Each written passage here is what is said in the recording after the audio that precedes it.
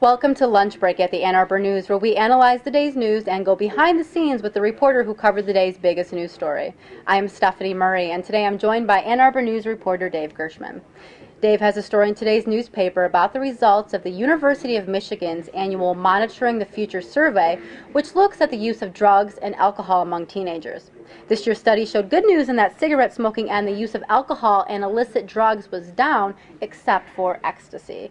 So Dave, you wrote that ecstasy is showing signs of making a comeback, especially among older teenagers. And I wondered if you could tell us how worried our researchers are about that trend. Sure.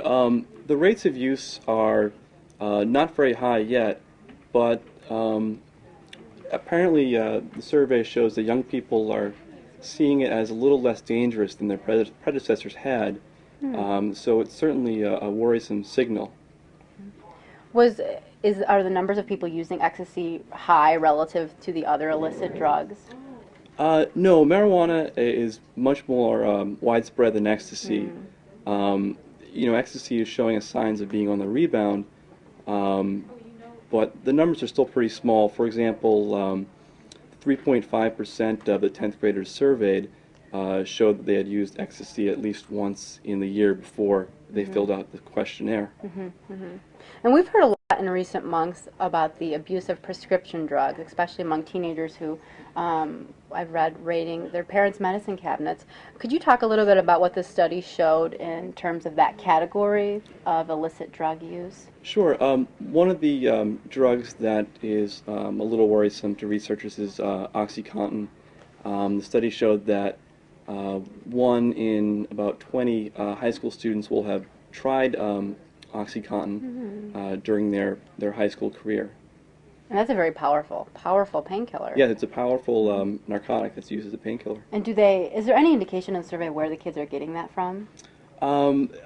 It's not clear if the survey asked where children are getting that drug. Well, I guess then that brings up the question of how accurate do researchers feel this study is? Since teenagers are essentially self-reporting what they use, how do they administer the survey, and how confident are they in its results every year? Sure, it's one of the most.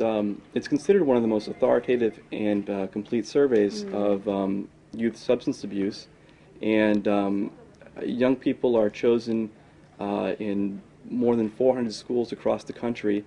The researchers tried to build a representative sample, and the students who were chosen and their parents get a brochure ahead of time explaining the survey. The students take it during class time, and some of them receive follow-up questionnaires later on. That probably also brings up a good opportunity for the parents to talk to their kids about drugs too, I would imagine.